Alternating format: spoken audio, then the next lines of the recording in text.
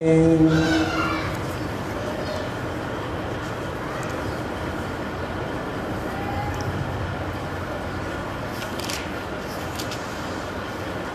بعد فأعوذ بالله من الشيطان الرجيم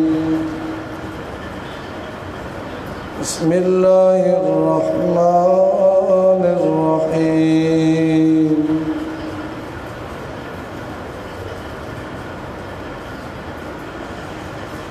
سبحان الذي أسرى بعبده ليلا من المسجد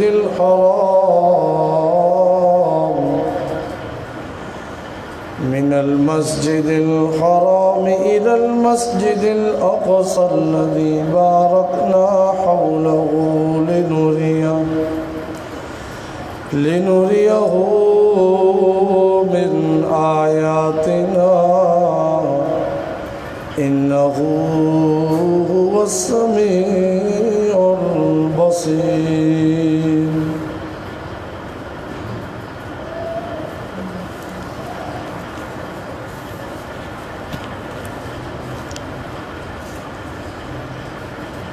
آج انشاءاللہ آج کی نشست میں 15ویں پارے سے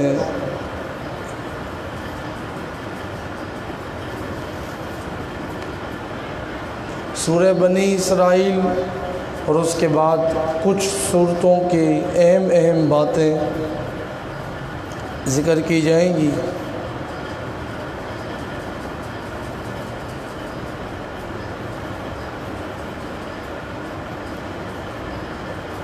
سورہ بنی اسرائیل اس کا اسمی اور نامی جو ربط اور تعلق بیان کیا ہے شیخ القرآن رحمۃ اللہ علیہ نے،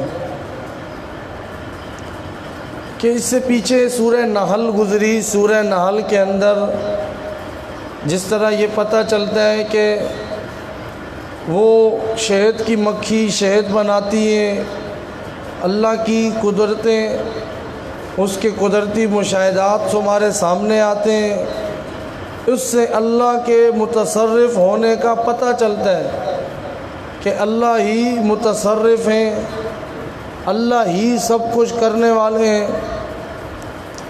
اگر پھر بھی نہیں مانتے ہو یہ ساری باتیں تمہارے سامنے آ گئی، مان جاؤ۔ اگر نہیں مانو گے تو ہلاک کر دیے جاؤ گے، جس طرح بنی اسرائیل نے گناہ کیے، شرک کیے تو انہیں ہلاک کر دیا گیا۔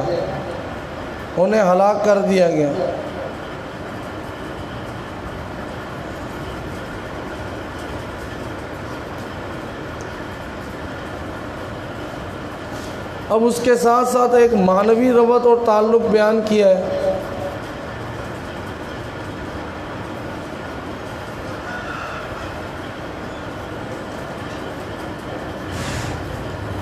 کہ سورہ نحل میں یہ ذکر ہے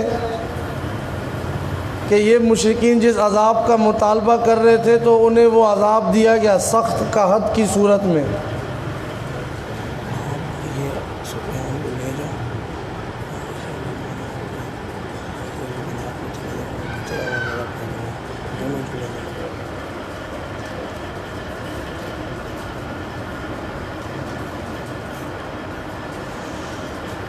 سورہ نحل میں ذکر ہوا کہ تم بولتے تھے عذاب لے آؤ۔ اب جو ہے سورہ تمہارے اوپر اللہ نے عذاب مسلط کیا۔ وَضَرَبَ اللَّهُ مَثَلًا قَرْيَةً كَانَتْ آمِنَةً مُطْمَئِنَّةً يَأْتِيهَا رِزْقُهَا رَغَدًا مِنْ كُلِّ مَكَانٍ۔ نعمتیں بہت تھی، اللہ کی انعامات بہت تھے۔ فَكَفَرَتْ بِأَنْعُمِ اللَّهِ، تم نے اللہ کی نعمتوں کا انکار کیا۔ فَأَذَاقَهَا اللَّهُ لِبَاسَ الْجُوعِ وَالْخَوْفِ، وہ اس دور میں بھی ہوا اور آج بھی یہ ہو رہا ہے۔ نعمتیں بہت تھی، ہر چیز مل رہی تھی، تم نے انکار کیا، ناشکری کی، اللہ نے وہ نعمتیں تم سے بند کر دی۔ تو یہ قرآن کہ کیا بتاتا ہے قرآن، یہ سمجھا رہا ہے بار بار. تو فرمایا اب بھی یہ مانتے نہیں ہیں، الٹا مطالبات پہ مطالبات، مطالبات پہ مطالبات کہ کوئی معجزہ دکھاؤ. اللہ نے فرمایا وہ بھی تمہارا مطالبہ پورا ہوا، اب ہم نے اپنے پیغمبر کو معجزہ اسراء یعنی معجزہ معراج عطا کر دیے، اب تو مان جاؤ.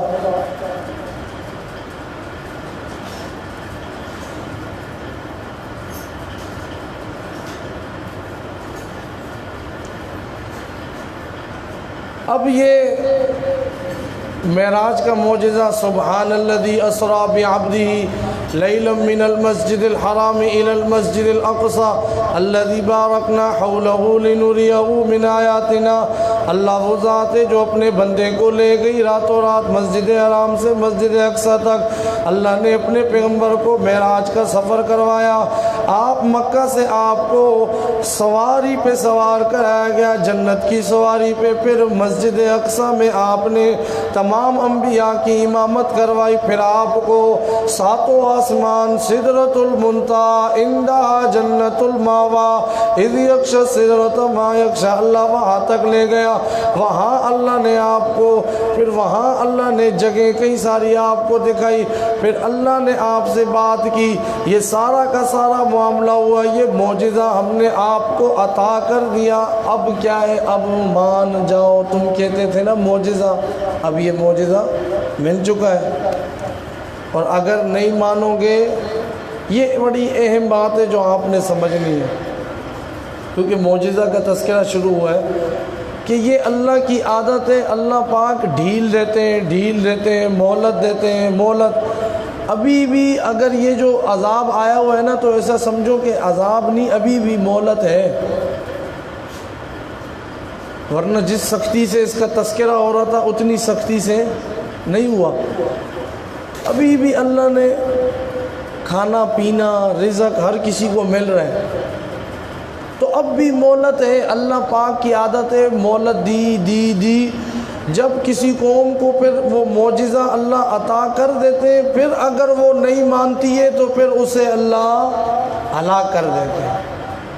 یہ عادت ہے اس کا. اللہ نے اس صورت میں ذکر کیا ہے، نہیں مانو گے تو جیسا قوم سمود، قوم فرعون، ان کو ہلاک کیا گیا، تمہیں بھی ہلاک کر دیا جائے گا.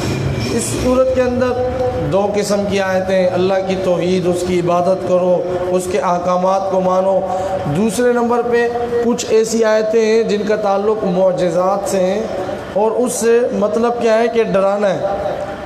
ڈرایا گیا ہے کہ مان جاؤ یہ معجزہ آ گیا ورنہ تمہیں ہلاک کر دیا جائے گا. پھر دلائل اللہ نے بیان کیے. سب سے شروع میں یہ ایک دلیل، اللہ اپنے بندے کو لے گیا تو پتہ چلا کہ معجزے کا عطا کرنے والا اللہ کی ذات ہے. اللہ نہ چاہے تو کوئی ایسی قدرت نہیں ڈال سکتا، کوئی اختیار کسی کو نہیں دے سکتا. تو آپ میرے بندوں سے کہہ دو میرا اللہ شریکوں سے پاک ہے. حضرت موسیٰ علیہ السلام انہوں نے بھی یہی حکم دیا. آگے یہ آ رہا ہے، موسیٰ علیہ السلام نے بھی یہی حکم دیا. سورہ بنی اسرائیل میں اللہ نے سمجھایا جن انبیاء، ملائکہ، فرشتے وہ مشکلیں دور نہیں کر سکتے. ہاں جی، وہ تو اللہ کے حکم سے لرزا رہتے ہیں، اللہ کے خوف سے لرزا رہتے ہیں. ان پہ تو ہر وقت خوف طاری ہوتا ہے. موسیٰ علیہ السلام نے بھی یہی حکم دیا. پھر اللہ نے صورت میں اخلاق فاضلہ، اخلاق تمہارے ایسے ہونے چاہیے، اس کی اللہ نے تعلیم دی. اس طرح تم نے زندگی گزارنی ہے. پھر یہ بھی اللہ نے بتلایا ان مشرکوں کی یہ عادت ہے. یہ قرآن تو حالانکہ معجزہ ہے، یہ قرآن تو حالانکہ معجزہ اللہ نے تمہارے لیے نازل کر دیا ہے، لیکن یہ مشرکین قرآن کو سن کر بھاگتے ہیں، قرآن کو سن کر یہ بھاگتے ہیں۔ میرے پیارے پیغمبر صلی اللہ علیہ وسلم وَمِنَ اللَّيْلِ فَتَہَجَّدْ بِهِ نَافِلَةً لَكَ أَقِمِ الصَّلَاةَ لِدُلُوكِ الشَّمْسِ إِلَىٰ غَسَقِ اللَّيْلِ۔ آپ نے گھبرانا نہیں ہے، نماز کے ذریعے، تہجد کے ذریعے، قرآن پڑھ پڑھ کر، نماز پڑھ پڑھ کر آپ نے اپنے رب کو یاد کرتے رہنا ہے، گھبرانا نہیں ہے، دین کی دعوت دیتے رہیں۔ پھر بیچ میں یہ بھی کئی سارے احکامات، فضول خرچی نہیں کرنی ہے۔ مسلمانوں کو یہ حکم ہوا، فضول خرچی کرنے والے شیاطین کے دوست ہوتے ہیں۔ پھر یہ بھی حکم ہوا زنا کے قریب نہیں جانا، زنا آنکھوں سے بھی نہ کرو، منہ سے بھی نہ کرو، کانوں سے بھی نہ کرو، ہاتھوں سے بھی نہ کرو۔ پھر آگے فرمایا یتیموں کا مال نہ کھاؤ۔ پھر اسی طرح فرمایا اہل کتاب میں سے کچھ لوگ ایسے ہیں جو انصاف پسند ہیں، وہ ایمان لا چکے ہیں، ان کے وہ بڑے بڑے پیر تھے لیکن وہ پھر بھی ایمان لا چکے ہیں۔ یاد رکھنا یہ نظام شمسی یہ اللہ کے قبضے میں ہے، یہ رزق یہ اللہ کے قبضے میں، یہ ساری چیزوں سے وہ اللہ بے خبر ہے۔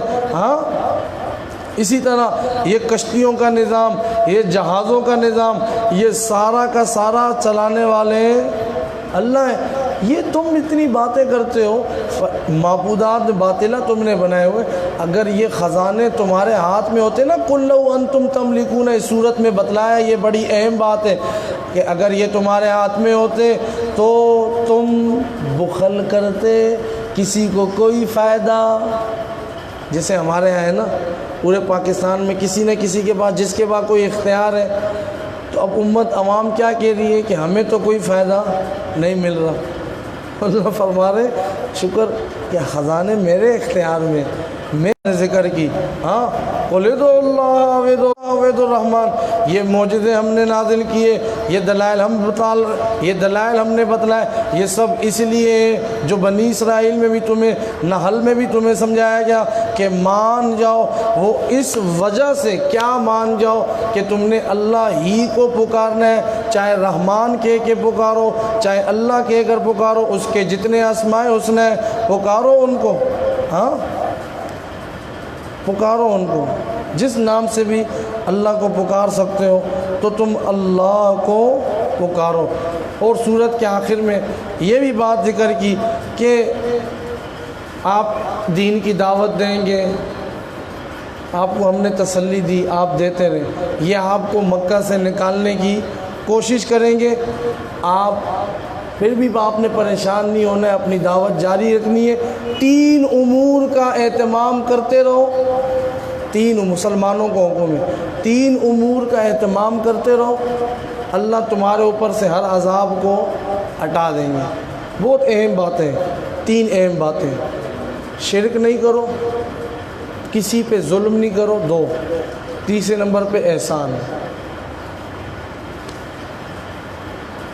اللہ اس کے پیارے پیغمبر صلی اللہ علیہ وسلم کی زندگی اس میں آ گئی، اللہ کے احکامات اس میں آ گئے، شرک نہیں، کسی پہ ظلم، کسی پہ کوئی کسی قسم کا ظلم، اور احسان، جو احسانات بتلائے گئے ہیں، جو نیکیاں وہ کرتے ہیں، اللہ تم پر سے عذاب کو ہٹا دے۔ اب جو ہے آگے سورہ کہف، سورہ کہف، اب اس میں اس کا نام سورہ کہف اس لیے کیونکہ اس میں اصحاب کہف کا واقعہ ہے۔ اصحاب کہف وہ نوجوان جو 309 سال ایک غار میں سوئے رہے، اللہ نے ان پہ نیند ان کو لٹائے رکھا، پھر ان کو اٹھایا، یہ ان کو اصحاب کہف کہا جاتا ہے۔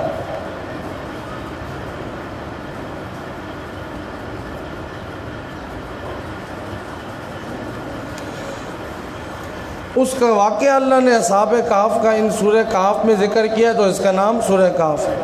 شان نزول یہ ہے، مشرکین مکہ میں سے نضر بن حارث، عقبہ بن ابی معیط، یہ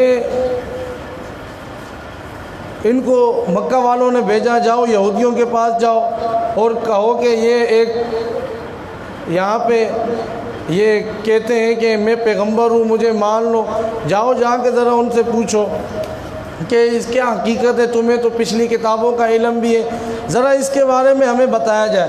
انہوں نے کہا جب یہ ادھر پہنچے یہودیوں کے پاس، انہوں نے کہا کہ جاؤ ان سے 3 باتیں پوچھو، اگر اس نے بتا دی تو یہ سمجھ جانا کہ وہ سچا پیغمبر ہے۔ ایک بات تو یہ کہ کچھ زمانے میں چند نوجوان لاپتہ ہو گئے تھے، ان کی کیا حقیقت ہے، اس شخص کے بارے میں بتلاؤ کہ جو مشرق اور مغرب تک پہنچا، دنیا کی اکثر حصے پہ اس نے سیر کی، اس کی نام، اس کی حقیقت کیا ہے۔ تیسرے نمبر پہ روح کی حقیقت کیا ہے۔ اب وہ آئے، وہ لوگ اللہ کے نبی صلی اللہ علیہ وسلم سے یہ تینوں سوال کیے۔ اب حضور صلی اللہ علیہ وسلم نے کہا میں تمہیں کل بتلاؤں گا، لیکن انشاءاللہ نہیں کہا۔ انشاءاللہ کہنا بھول گئے۔ کون بھول گئے؟ پیارے پیغمبر صلی اللہ علیہ وسلم۔ تقریباً 15 دن مفسرین نے لکھا ہے کہ وحی نازل ہی نہیں ہوئی، کیونکہ حضور صلی اللہ علیہ وسلم کو تو کون بتلاتے تھے؟ اللہ، وحی کے ذریعے۔ آپ نے یہی سوچا کل بتلا دوں گا، اللہ بتلا دیں گے جواب۔ وحی نہیں نازل ہوئی، کیونکہ آپ نے کیا نہیں کہا تھا؟ انشاءاللہ۔ تو ہمیں اور آپ کو کیا بتلایا گیا کہ اگر اللہ نہ چاہے تو کوئی بھی کچھ، حالانکہ پیغمبر نے چاہا تھا کہ میں کل میں بتا دوں گا، لیکن 15 دن گزر گئے، وہی نہیں آئی۔ حضور صلی اللہ علیہ وسلم پریشان، اور وہ پیغنڈا شروع ہو گیا۔ دیکھو یہ کہتے تھے ہم سچے پیغمبر ہیں، میں سچا پیغمبر ہوں، اب یہ کیا ہوا؟ بہرحال وہ آخر میں یہ سورۃ کہف نازل ہوئی بالآخر 15 دن بعد، اور یہ بتلایا گیا کہ کبھی بھی کوئی کام، کوئی بات کرو تو کیا کہنا چاہیے؟ انشاءاللہ، الا ان یشاء اللہ۔ یہ صورت میں حکم نازل ہو، انشاءاللہ تم نے کہنا ہے۔ اور اس کے اندر یہ ساری باتیں مذکور ہوئی۔ روح کی حقیقت کے بارے میں پیچھے سورہ بنی اسرائیل میں گزر چکا ہے، اس کا جواب وہاں پہ ہے کہ روح کی حقیقت صرف اللہ ہی کو ہی معلوم ہے۔ بہرحال اب ربط جو تعلق جو مفسرین نے بیان کیے کہ سورہ مائدہ، جو سورہ مائدہ پہلے گزری اس کی باتیں بیان ہو چکی ہیں، اس کے آخر تک پہلا حصہ تھا قرآن کا۔ قرآن کے ٹوٹل 4 حصے، پہلا حصہ مائدہ کے آخر تک اس میں بیان ہوا خالق اللہ ہے، پھر آگے سورہ نام سے بنی اسرائیل تک اس میں بیان ہوا خالق پیدا کرنے کے بعد رب، پرورش کرنے والا بھی اللہ ہے۔ پھر تیسرا حصہ سورہ کہف سے شروع ہو رہا ہے، اس میں اب یہ بتلایا جا رہا ہے خالق بھی اللہ، رب بھی اللہ، تو حاکم بھی، حکم بھی اسی کا چلتا ہے، یہ اب اس میں بتلایا جا رہا ہے۔ پھر اسی طرح ان کا یہ مطالبہ تھا عذاب لیا، مطالبہ کرتے تھے کوئی نشانی کیوں نہیں آتی ہے، سورہ نحل میں بتلا دیا۔ پھر اسی طرح یہ بھی عطا امر اللہ فلا تستعجلوا، اور جلدی نہ کرو، آنے والا ہے، عذاب آنے والا ہے۔ پھر معجزے کے بارے میں 2 باتیں تھیں، عذاب کیوں نہیں آتا؟ عطا امر اللہ، آنے والا ہے۔ معجزہ دکھا، سبحان الذی اسریٰ، معجزہ بھی دکھا دیا۔ اب بھی نہیں مانو گے، ہلاک، پکے ہلاک کرو۔ لیکن اپنی رحمت جو اللہ کی وسیع ہے اس کے طور پہ چلے، ان کے جو شبہات ہیں اس کا جواب دے دو، ہو سکتا ہے کہ یہ پھر بھی مان جائے۔ تو ان شبہات کا اس میں جواب دیا گیا۔ اور اس صورت کے شروع میں قرآن نازل کرنے کی حکمت ذکر کی گئی، لِيُنذِرَ بَأْسًا شَدِيدًا، قرآن اس لیے نازل کیا گیا تاکہ لوگوں کو عذاب سے ڈرایا جائے۔ اسی طرح پھر یہ بھی بتلایا گیا جو مانیں گے ان کے لیے اللہ نے نہریں تیار کر رکھی ہیں، جو نہیں مانتے ہیں اللہ نے ان کے لیے عذاب تیار کر رکھا ہے۔ پھر اسی طرح اس صورت کے اندر اللہ نے اصحاب کہف کے بارے میں بھی تفصیل سے جواب دیا۔ وہ اصحاب کہف کی نظر مانا کرتے تھے، ہاں، کہ ان کے پاس بڑے قدرت، بڑے اختیارات تھے، تبھی تو وہ 309 سال ایک جگہ سوئے رہے۔ تو اب ہم کیا کریں گے؟ یہ پھر مشرک کیا کرتے تھے؟ ان کے نام کی نظر و نیاز شروع کر دی۔ کوئی ہوتا ہے نا، کوئی بابا شابا، کوئی پیر شیر، جس سے کوئی ایسا کام ہو جائے تو پھر ہم جاتے پھر اسی کو جو ہے نا بکرے شکرے چھترے مترے سب اسی کے نام پہ۔ ہاں، انہوں نے کہا وہ 309 یہی بابے ہیں، وہ انہی کے نام پہ۔ او بابا اللہ کے نام کی ہر چیز دینی ہے، اللہ ہی کو پکارنا ہے، اللہ ہی کی عبادت کرنی ہے۔ پھر کچھ لوگ یہ کہا کرتے تھے یہ جنات یہ جو ہیں ان سے استعانت طلب کرتے تھے یہ مکہ والے۔ اسی طرح انہوں نے یہ کہا حضرت جو خضر تھے نا، جو موسیٰ علیہ السلام سے ملاقات آگے ذکر آئے گا، ان کے پاس انہوں نے عجیب کام کیے، لگتا ہے یہ ان کے پاس اختیارات تھے اور وہ غیب جانتے تھے۔ ذوالقرنین کا بھی وہ جو ذوالقرنین مشرق اور مغرب میں پہنچا، بولا یہ جو ہے نا ان کے پاس بھی بہت وہ متصرف، وہ کچھ بھی کر سکتے تھے۔ تو ان ساروں کا اللہ نے اس میں جواب دیا ہے، ساری باتوں کا اس میں اللہ نے جواب دے دیا۔ سب سے پہلے اصحاب کہف کے بارے میں اللہ نے ذکر کیا۔ اللہ نے فرمایا اذ اول فتیۃ الی الکہف فقالوا ربنا آتنا من لدنک رحمہ وہیئ لنا من امرنا رشدا۔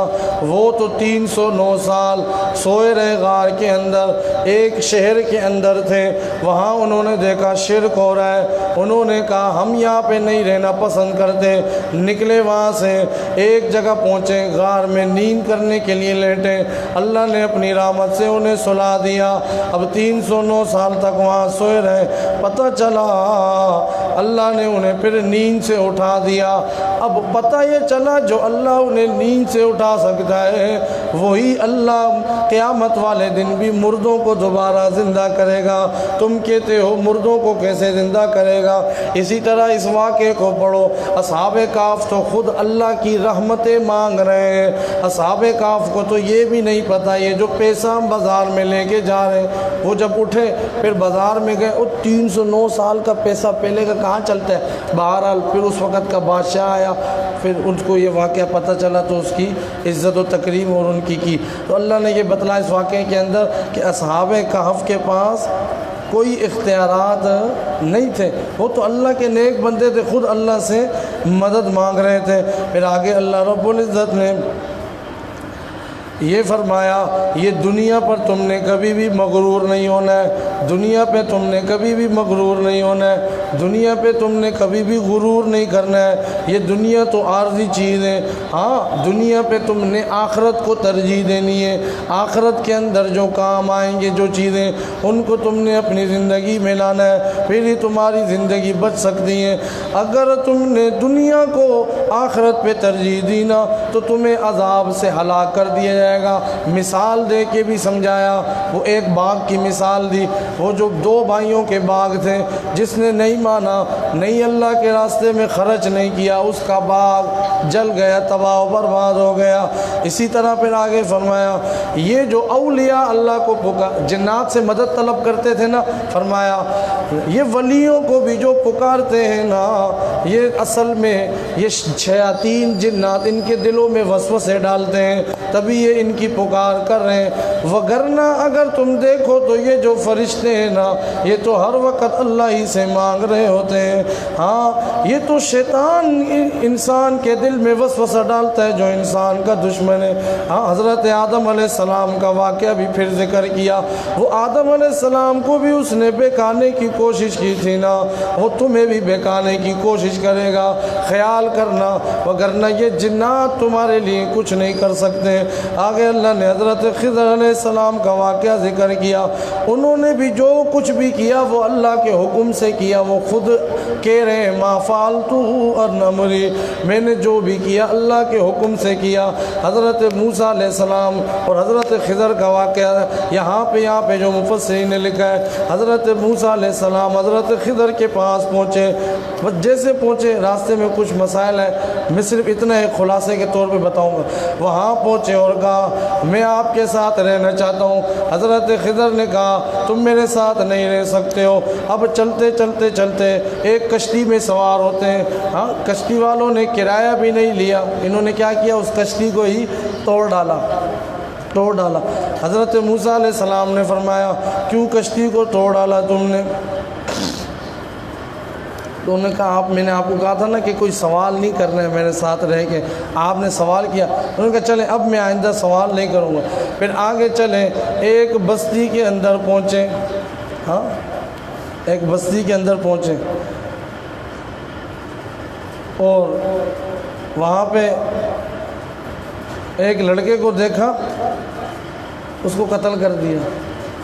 ہاں پہلے کشتی اس کو کیا کر دیا؟ توڑ دیا. ایک لڑکا آیا اس کو قتل کر دیا.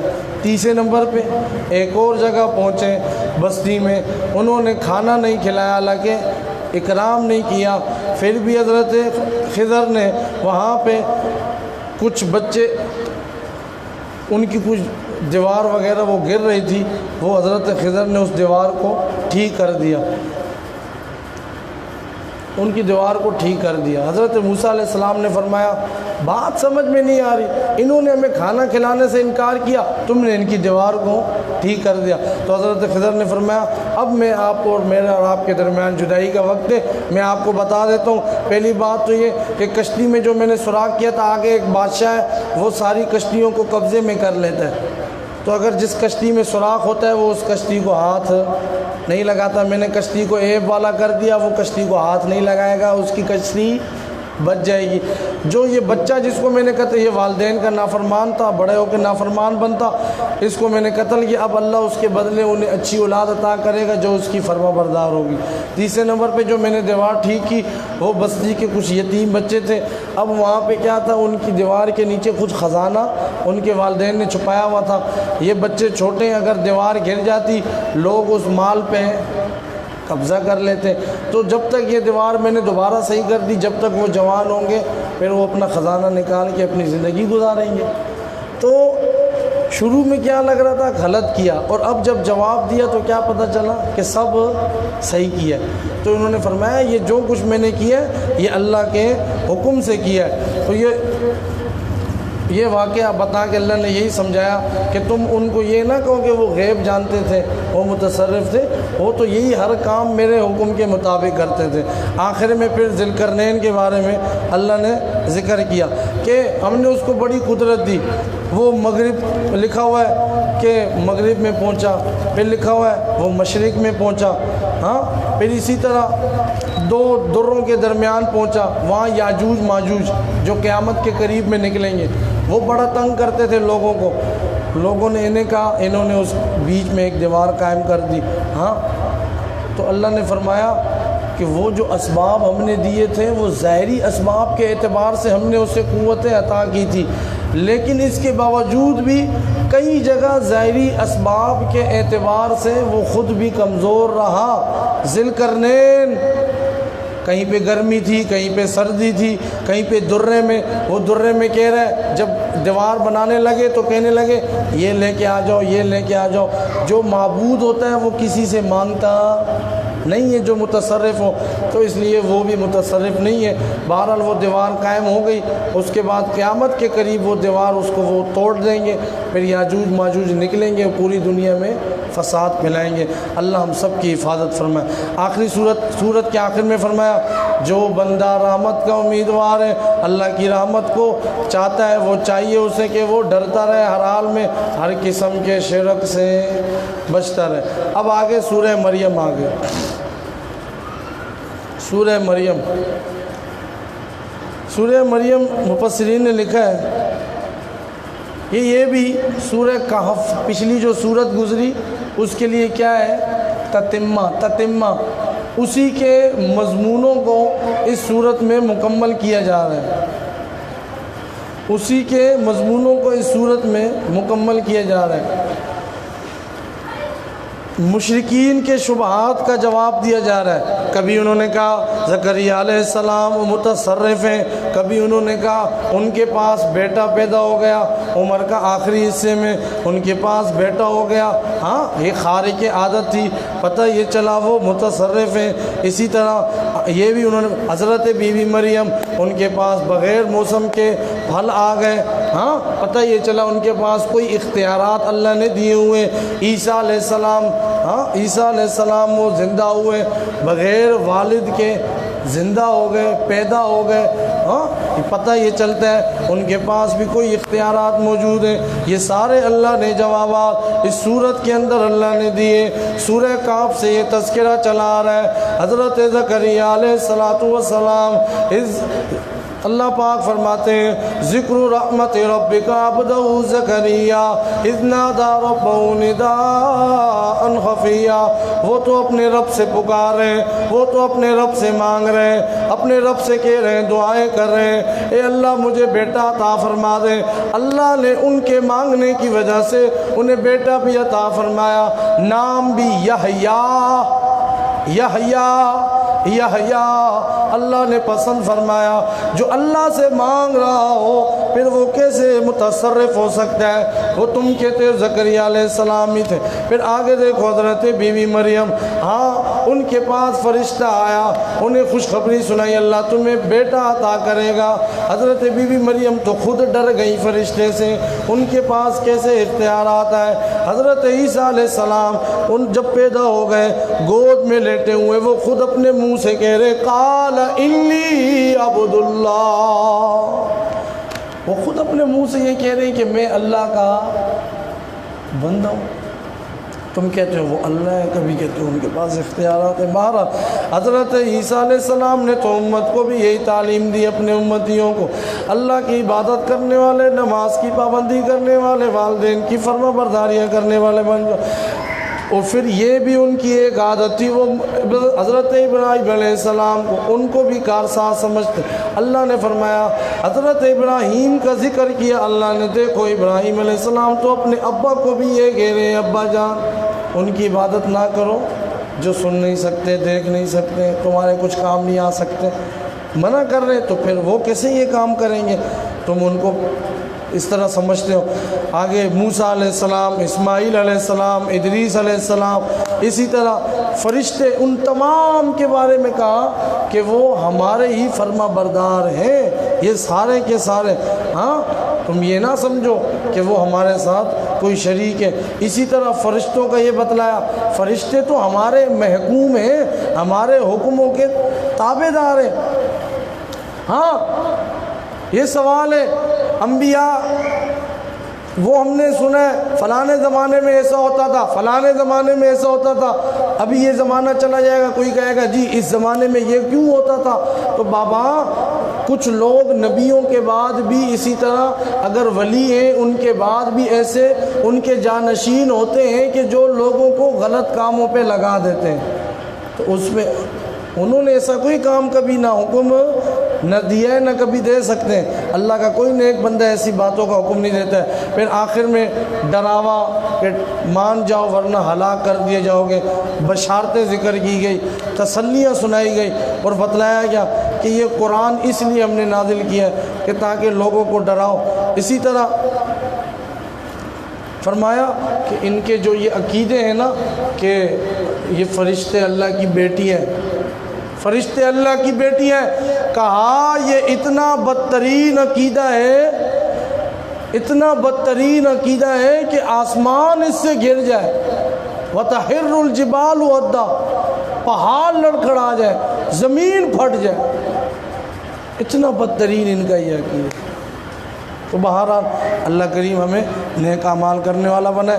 آخری خلاصہ جو آج کے درس میں سورہ طٰہٰ کا ہے، اب چونکہ چھوٹی چھوٹی صورتیں آ رہی ہیں تو اس لیے ایک ساتھ تین چار صورتوں کا خلاصہ ذکر ہوگا، اور چونکہ 29ویں شب کو یہاں پہ قرآن کی تکمیل بھی ہے تراویح میں، اور خلاصے کی بھی تکمیل ہے انشاءاللہ، اور بیچ میں کئی دن ابھی بھی گلا مکمل طور پہ کیونکہ خراش وغیرہ کئی تکلیف کا باعث بنا گلا، لیکن ابھی بھی اللہ کا شکر ہے کہ اللہ چلا رہے ہیں، تو اس لیے تھوڑا یہ صورتیں اس ترتیب سے چلائیں گے کہ تاکہ ہمارا اختتام اللہ اپنی مدد سے کروا دے۔ سورہ طٰہٰ میں اللہ نے فرمایا حضرت بی بی مریم کے احوال سے معلوم ہو گیا وہ متصرف نہیں تھی، وہ کچھ نہیں کر سکتی تھی۔ اب سورہ طٰہٰ میں فرمایا اننی انا اللہ لا الہ الا انا فاعبدنی۔ ہاں موسیٰ علیہ السلام کو یہ کہا گیا جاؤ فرعون سے کہو میں ہی اللہ ہوں، تو تم سب نے میری ہی عبادت کرنی ہے۔ یہ اسمی ربط ہو گیا۔ اب معنوی ربط شبہات کا جواب دے دیا، تمہارے جتنی مسائل شبہات اعتراضات جواب دے دیا۔ ہاں اب کہا خوب تبلیغ کرو، خوب دعوت دو ان لوگوں کو، اگر مشکلات آئیں تو برداشت کرو۔ جیسے حضرت موسیٰ علیہ السلام کے راستے میں تکالیف آئیں تو انہوں نے برداشت کیا۔ اور اس صورت میں خاص طور پہ دو اہم چیزوں کا ذکر ہے، اللہ کی توحید، اللہ کی عبادت، اس کے احکامات، اس کی فرما برداری۔ دوسرے نمبر پہ آیات تشجیع، یعنی کیا مطلب؟ ان کا مطلب یہ ہوتا ہے ایسی آیتیں کہ جن کی وجہ سے انسان کی ہمت بڑھ جائے۔ ان کے اوپر موسیٰ علیہ السلام پہ تو یہ پریشانی ہے، یہ تکلیف، یہ کچھ ہوا۔ قرآن نے بہت بیان کیا بنی اسرائیل اور موسیٰ علیہ السلام، اس کے مقابلے پہ تم پہ تو کوئی تکلیف، ہمیں یہ سمجھایا جا رہا ہے۔ جگہ جگہ اللہ کی عبادت کا قرآن میں، یہاں پہ سورہ طٰ میں اللہ نے تذکرہ کیا، شروع میں دیکھو نا، طٰ ما انزلنا علیک القرآن لتشقى الا تذکرۃ لمن یخشی۔ شروع میں اللہ نے فرمایا یہ قرآن ہم نے اس لیے نہیں نازل کیا تاکہ آپ مشقت میں پڑ جائیں، نہیں، آپ تو یہ واقعات سنا کر اپنے اندر آپ نے اور شجاعت پیدا کرنی ہے، لوگوں کو قرآن سنانا ہے، مشقت میں نہیں پڑھنا ہے۔ یہ قرآن تو لوگوں کو ڈر سنانے کے لیے ہے، یہ قرآن تو لوگوں کو ڈرانے کے لیے اللہ کی طرف سے نازل ہوا ہے۔ تنزیلا ممن خلق الارض والسماوات العلی، یہ قرآن تو اللہ نے جس نے آسمان و زمین کو پیدا کیا اس نے نازل کیا ہے۔ یہ قرآن تو تذکرہ نصیحت ہے، یہ قرآن تو یخشا ڈراوا ہے، یہ قرآن تو ہدا ہدایت ہے، یہ قرآن تو موعظہ ہے، یہ قرآن تو لوگوں کو ظلمات سے روشنیوں کی طرف، اس سے مشقت میں تم نے نہیں پڑھنا ہے۔ کیا تمہارے پاس موسیٰ علیہ السلام کا قصہ پہنچا ہے؟ ذرا پڑھو نا اس کو۔ پھر اللہ کی عبادت کا تذکرہ بھی ہوا اس کے اندر بار بار کہ اللہ کی عبادت، اللہ کی توحید، اس کے احکامات کو ماننا ہے۔ اننی انا اللہ لا الہ الا انا فاعبدنی واقم الصلاۃ لذکری، میں اللہ ہوں، میری عبادت کرو۔ جاؤ ان کو، فرعون اور اس کے حواریوں کو سمجھاؤ۔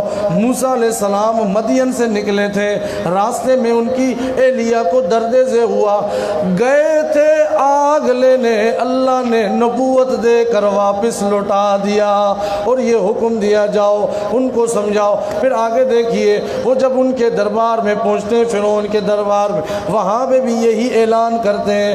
موسیٰ علیہ السلام کہتے ہیں تیرا رب بھی اللہ ہے، میرا رب بھی اللہ ہے۔ موسیٰ اور ہارون علیہ السلام وہاں پہ بھی اللہ کی وہ ربوبیت کا اعلان کرتے ہیں۔ پھر اسی طرح وہ جو قوم جب گوسالہ پرستی میں، وہ جو سامری جادوگر نے جو کام کیا تھا، گوسالہ پرستی میں مبتلا ہو جاتی ہے، وہاں بھی یہی ذکر ہے اللہ کی ربوبیت کا، اللہ کی توحید کا اللہ نے اعلان کر دیا ہے۔ پھر اسی طرح اللہ فرماتے ہیں یہ جتنے بھی لوگ یہ کام کر رہے ہیں، یہ قیامت والے دن یہ سارے سے تھر تھرا رہے ہوں گے، یہ سارے سے تھر تھرا رہے ہوں گے۔ پھر آگے یہ فرمایا آپ ان تک یہ واقعہ پہنچا دیں۔ موسیٰ علیہ السلام پہنچتے ہیں، ان کو تبلیغ کرتے ہیں۔ اب اس کے بعد وہ کہتا ہے لگتا مجھے یہ الیاذ باللہ جادوگر ہے۔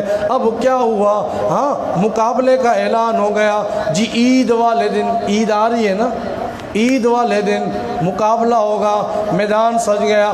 اب انہوں نے اپنی پھینکی، اپنا جو کچھ انہوں نے جادو ڈالنا تھا وہ سارا کا سارا انہوں نے اپنی رسیاں پھینک دی۔ موسیٰ علیہ السلام کو اللہ نے فرمایا اپنی لاٹھی، حضرت موسیٰ علیہ السلام لاٹھی ڈالی، وہ ان کی سارے جو لوگوں کی نظروں میں نظر آ رہا تھا نا سانپ وغیرہ، وہ سب کو سب اندر نکل گیا۔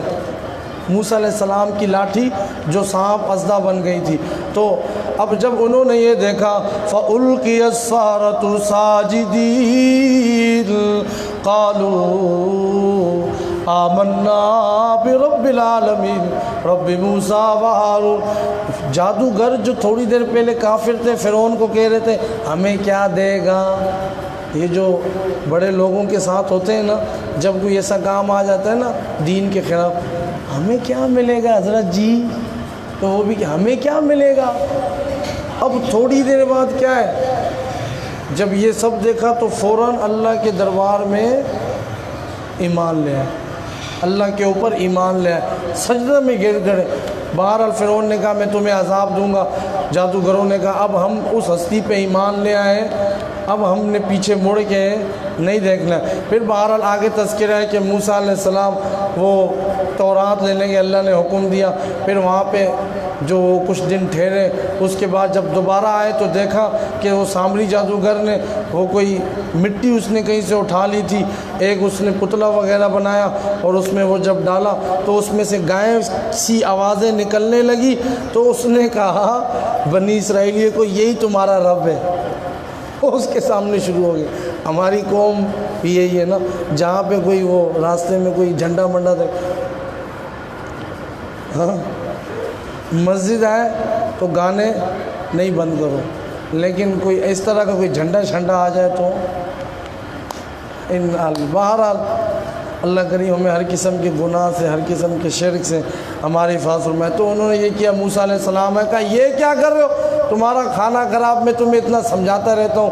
انہوں نے کہا اس نے یہ کہا تھا۔ پھر اللہ نے اسے ایسے سخت عذاب میں مبتلا کیا اس سامری جادوگر کو، کوئی اس کے قریب بھی نہیں جاؤ، اور وہ خود کہتا تھا لا مساس لا مساس، مجھے کوئی ہاتھ بھی نہ لگائے۔ بہرحال پھر آگے فرمایا آپ یہ واقعہ سنیں اور شجاعت سے کام لیں، وہی جب آ رہی ہو تو آپ اس کے یاد کرنے میں جلدی نہ کیا کریں، ہمارا کام ہے آپ کے سینے میں اس کو نازل کرنا، یاد کروانا، ہم کہیں گے۔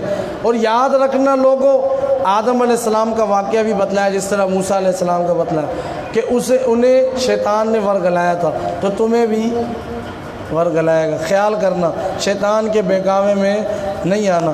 اب اسی طرح سب سے صورت کے آخر میں فرمایا یہ مشرکوں کے پاس اکثر ہم دیکھتے ہیں نا، وہ لوگ جو دین پہ نہیں چل رہے ہوتے ان کے پاس دولت بہت ہوتی ہے نا، وہ کہتے ہیں اگر کوئی ہے ایسا نافرمان یا مشرکین کے پاس مال ہے یا امریکہ سپر پاور ہے، وہ ساری سپر پاوری آج کل گری ہوئی ہے، سب بند ہے، ہر جگہ پوری دنیا بند ہے، ہاں تو فرمایا اس کی پرواہ نہیں کیا کرو، ہاں یہ ہم نے ان کو آزمائش کے لیے دے رکھا ہے، ہاں اور یاد رکھنا یہ جتنے بھی ہے یہ قیامت والے دن ایسے کانپ رہے ہوں گے، ہمارے احکامات کو جس نے چھوڑا من اعرض عن ذکری فإن له معیشۃ ضنکا نحشرہ یوم القیامۃ اعمی۔ ہاں فرمایا کہ ہم تو یہ ایسا کرتے ہیں جس نے ہماری معیشت، ہمارے ذکر کو چھوڑا، ہم اس کی معیشت کو تباہ کر دیتے ہیں، ہم اسے ذلت والی، اگرچہ وہ کروڑ پتی ہوتا ہے لیکن وہ ذلت والی زندگی گزار رہا ہوتا ہے، یاد رکھنا یہ بات۔ اور آخر میں فرمایا آپ خود بھی نماز پڑھتے رہیں، اپنے گھر والوں کو بھی نماز کا حکم دیتے رہیں، انشاءاللہ اللہ کی مدد تمہارے ساتھ رہے گی۔ مسئلہ بیان کرتے رہیں، دین پہ عمل کرتے رہیں، اللہ کریم عمل کرنے کی توفیق عطا فرمائے۔